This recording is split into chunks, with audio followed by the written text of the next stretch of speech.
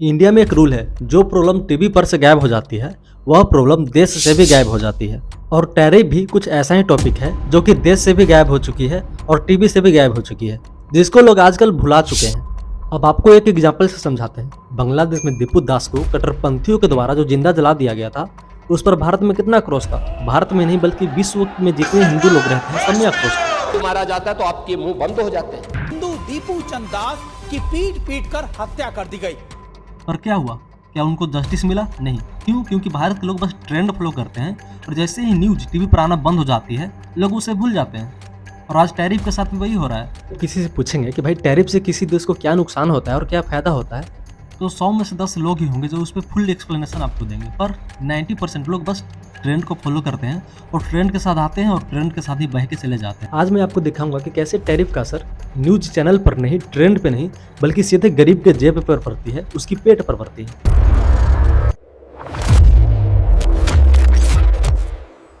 नमस्कार दोस्तों, मैं रवि कुमार हूं। अब बात करते हैं टैरिफ की। तो टैरिफ का सीधा मतलब होता है टैक्स। बात सिंपल है।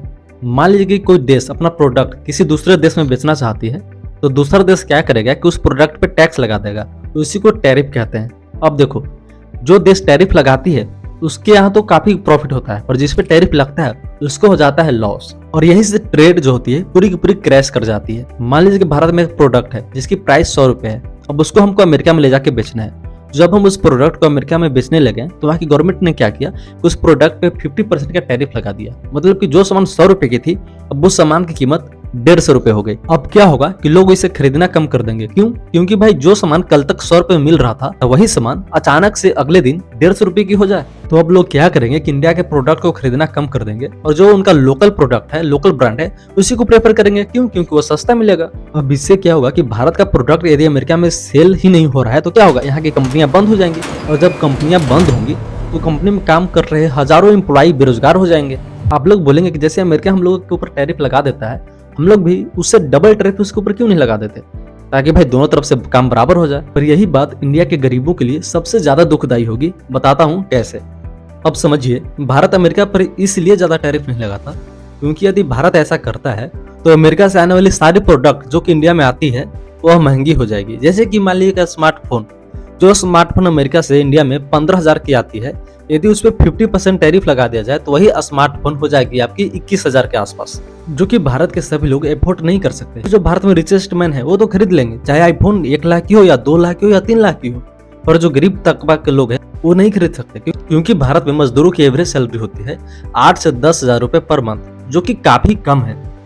अब देखिए ना, भारत टेक्नोलॉजी में इतना पीछे है कि ना तो भारत के पास अपना एक स्मार्टफोन की कंपनी है जो कि आम जनता यूज कर सके। जो आप अभी वीडियो देख रहे हैं वो भी यूट्यूब पे देख रहे हैं, जो कि अमेरिकी कंपनी है। जो आप गूगल पे बहुत सारी चीज रिसर्च करते हैं वो भी एक अमेरिकी कंपनी है। चैट जीपीटी से लेकर व्हाट्सएप, फेसबुक, इंस्टाग्राम, सब के सब अमेरिकी कंपनी है। जी कि आज आप यूट्यूब पे वीडियो देख रहे हैं और अमेरिकी कंपनी भारत से यूट्यूब ले जाए तो कितना परेशानी होगी। अब देखिए ना, हम लोग अमेरिकी कंपनी पे इतना ज्यादा डिपेंड हो चुके हैं कि एक एक चीज अमेरिका का हम लोग यूज कर रहे हैं। फोन में कुछ भी इंस्टॉल करना होता है तो हम सीधा प्ले स्टोर पे जाकर इंस्टॉल करते हैं, और प्ले स्टोर किसका है? अमेरिकी कंपनी है। गूगल पे हो या फोन पे हो या कोई भी यूपीआई ऐप हो, सब के सब प्ले स्टोर से डाउनलोड किए जाते हैं। अब एजुकेशन के मामले में देखते हैं तो फिजिक्स वाला, Drishti, IAS, Khan global study, career rule, सब के सब जितने भी एजुकेशन प्लेटफॉर्म है, अनअकैडमी से लेकर तमाम चीज, हम भारतीयों को और भारत की सरकार को यह सोचना चाहिए कि भारत का भी एक ऐसी रिसर्च इंजन हो, एक ऐसे सोशल मीडिया प्लेटफॉर्म हो जहाँ की भारतीय अपने बात रख सके, कुछ रिसर्च कर सके। लोगों को चाइना से सीखना चाहिए कि उसके पास एक एक चीज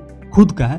प्ले स्टोर जैसी ऐप, गूगल जैसी ऐप, यूट्यूब जैसी ऐप, इंस्टाग्राम जैसी ऐप, ETC, सब के सब चाइना का अपना है। वे लोग पूरी तरीके से सेल्फ डिपेंडेंट हैं और भारत को भी इसी राह पे चलना चाहिए। इससे आपकी क्या राय है इस बारे में कमेंट में जरूर बताएं। और हाँ, यदि आपको टैरिफ समझ में आ गया हो तो उसका डेफिनेशन जरूर लिख दें। वीडियो पसंद आया हो तो वीडियो को लाइक करके चैनल को सब्सक्राइब कर दें, ताकि हम आपके पास और ऐसे इन्फॉर्मेटिव कंटेंट लाते रहें। धन्यवाद। जय श्री राम।